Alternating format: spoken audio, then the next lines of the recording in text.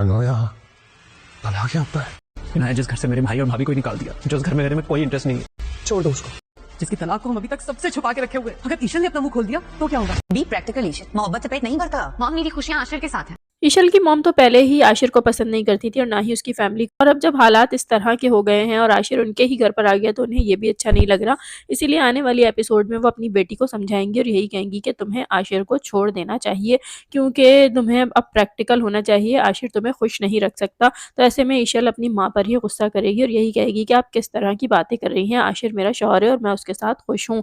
उधर रोहान भी परेशान है, जब से आशिर भाई और ईशल भाभी इस घर से गई हैं तो उसे कुछ भी अच्छा नहीं लग रहा और आयज़ा भाभी की असलियत तो उसके सामने आ ही चुकी है, इसीलिए उसका घर में दिल नहीं लगेगा और वो अनाया से यही कहेगा कि हमें भी ये घर तो छोड़ देना चाहिए।